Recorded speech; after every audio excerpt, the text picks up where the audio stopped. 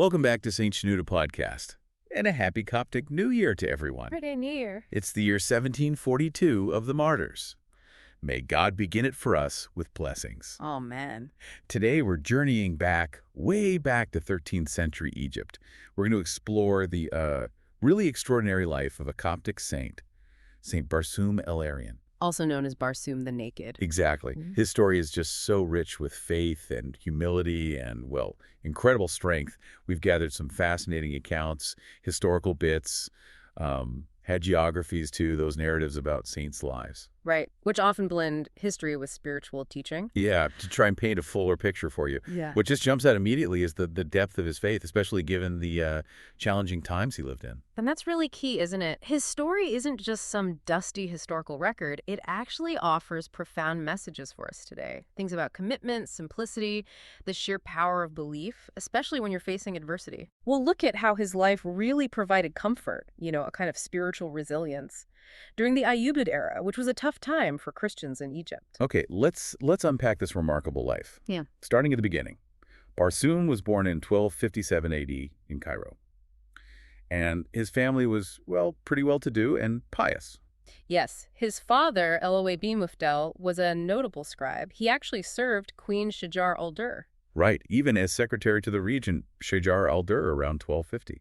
Which tells you something about the time, doesn't it? It does. It shows that Christians holding significant administrative roles wasn't unheard of then. So he wasn't born into poverty or anything? Not at all. They were integrated, respected, which makes what happens next even more striking. Absolutely. Because tragedy hit early. His parents passed away while he was still young, leaving him a huge inheritance. A fortune, really. Yeah. And here's where things take a really sharp turn. His maternal uncle, well, he coveted that wealth, started making moves to, basically take it all. Now, put yourself in that position. What would most of us do? You'd feel wronged, angry. You'd fight for it. Relatives were telling him, sue him, get your inheritance back. Exactly. But Barsoum, he didn't quarrel, didn't fight. He just remembered King Solomon's words, vanity of vanities, all is vanity. What profit has a man from all his labor? Ecclesiastes. Right. He simply refused to sue. He just let it go. It's just radical, isn't it? For a young man just walking away from a fortune like that. It is. And that's why it's so powerful. It wasn't just piety. It was like a complete reordering of values. He immediately chose a spiritual path over material wealth. It really makes you pause and think, doesn't it? What do we value? What are we holding on to so tightly? His choice really sets the tone for his entire life. Detachment. Seeking something higher. So, free from that burden of wealth, Yeah. Barsoum just followed his heart straight towards solitude. He went to live as a hermit, found a small cave near the Church of St. Mercurius in Old Cairo. But this wasn't just some quiet little hideaway. No, definitely not. This cave was infamous. It was known to be inhabited by a huge, terrifying serpent. People stayed well clear. Imagine the fear. It wasn't just empty. It was actively dangerous, a place people dreaded. So the church folks, naturally they were worried sick, tried to stop him. Don't go in there, it's not safe. But Barsoum, just full of faith, was apparently fearless. He didn't just barge in, though. He prayed first, made the sign of the cross, then walking towards the serpent, he actually quoted from the Psalms. Psalms 91. Yeah. You shall tread upon the lion and the cobra. The serpent you shall trample underfoot. And he prayed for God to remove its beastly nature. And what happens is just astonishing. This huge, dangerous serpent, it becomes tame, obedient. Incredible. It really is. The serpent, often a symbol of evil or fear, is transformed. It's like Daniel and the lions, but, with a serpent. It speaks volumes about his faith. And he lived with it. He did. The accounts vary a bit, but they say he lived in that cave with the tamed serpent for anywhere from 15 to, believe it or not, 33 years. Wow.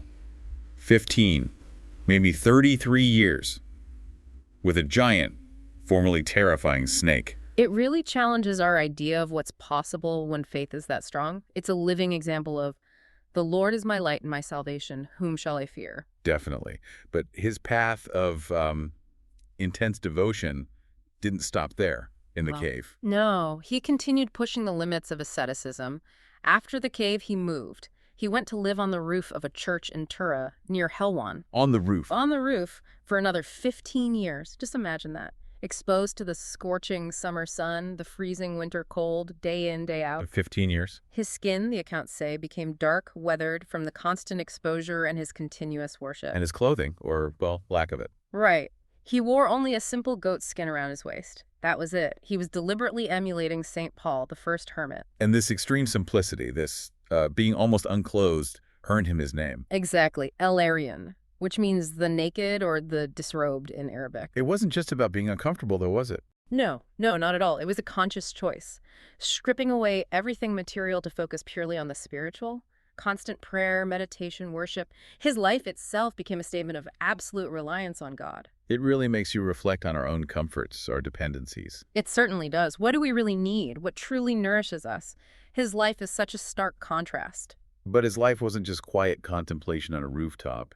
He lived during a really turbulent period, the Ayyubid era. Right, a time of shifting fortunes for Christians in Egypt, sometimes tolerance, sometimes quite severe persecution. Churches were closed down at times, and there was this specific rule, wasn't there? Christians being forced to wear blue turbans. Yes, a visible marker, a sign of subjugation. But St. Barsoum, He refused. He just kept wearing his usual white turban, a quiet but incredibly bold act of defiance in that context. and apparently powerful people noticed. Rulers, judges. They did. They saw his white turban, but interestingly, no one dared force him to change it.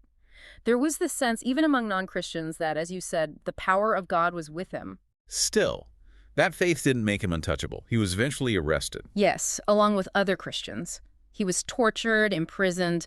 This was the harsh reality for many. But even in prison, facing that suffering, He didn't break. His focus shifted, you could say. He prayed constantly, not just for himself, but intensely for his harassed brothers imprisoned with him. offering them spiritual comfort. Exactly. Huh. Comfort through the Holy Spirit. And the accounts say that because of his faith, his prayers, those imprisoned with him were released quickly. Amazing. It really underscores the power of that kind of intercessory prayer, praying for the community, and the strength of conviction, even when facing severe oppression. His refusal of the blue turban, his prayers in prison, powerful symbols. And this deep faith, this connection, it manifested in other ways too. God granted him the gift of miracles. Yes, performing signs and wonders. And his reputation just grew and grew. People came from all over, Christians and Muslims alike, seeking his blessing, his prayers for healing. There's a famous story from Shiron Monastery, isn't there? Oh, yes. A huge crowd had gathered, wanting to see him, receive his blessing. So many people that the abbot started to panic about food. Just not enough to go around. A real crisis. But Barsoum, he sensed the abbot's anxiety without even being told. He called a monk over, took a very small amount of soup they had left, prayed over it. That's a little bit of soup. Right. Then told the monk to mix it back in with the rest. And miraculously, everyone ate. Everyone was satisfied, and there was even food left over. Like the loaves and fishes. Exactly like that. It wasn't just about feeding people physically, though. It was about nourishing faith, showing God's provision. The abbot himself confessed his lack of faith in that moment. It's about compassion and seeing beyond limitations. His prayers seemed almost instantaneous at times. There's that other story. The one with St. George? Yes, he's preaching and suddenly stops right in the middle and cries out, "Please, St. George, save him." It's just out of the blue. Yeah. And moments later, a man runs up, completely out of breath. He says he was just attacked by robbers. And in desperation, he cried out for Abba Barsoum. And instantly, a man on a white horse appeared St. George and saved him. Wow. That connection? It shows the immediacy of his prayer, that spiritual link. It really highlights the communion of saints, the active connection between heaven and earth. Wow. Powerful stuff. And his reach, his compassion, it wasn't just limited to Christians. That story about the judge. Sheikh Zain, yes. A prominent Muslim judge. He'd been bedridden for 9 months. Terrible leg pain, nothing was working. 9 months. Imagine. Then he has a dream, and in the dream, Barsoum appears, identifies himself as Barsoum El-Erian. Later, the real Barsoum sends the judge a blessed pear via his son. A pear? A blessed pear. And before the judge even finished eating it, the pain was gone. He was completely healed. That's incredible. And the judge's reaction is key. He cries out, "Your blessing, O holy Christian, your blessing, my master Barsoum El-Erian." Acknowledging the source of the healing. Precisely. It shows that Barsoum's spiritual power, the grace flowing through him, it transcended religious lines. healing and comfort for anyone who sought him, regardless of background. It's a beautiful example of faith as a unifying force. What an extraordinary life. Yeah. Just filled with service, faith, miracles. He eventually departed, didn't he? Yes, Saint Barsoum El-Erian passed away at the age of 60. That was on September 10th, 1317 AD. In the Coptic calendar, that's 5 Nasi, 10:33 a.m. He was buried in the Shiron Monastery. But his presence is still felt, isn't it? Very much so. That original cave near St. Mercurius's church, it's still there. You can visit it. It's about 10 meters underground, 18 steps down. Wow.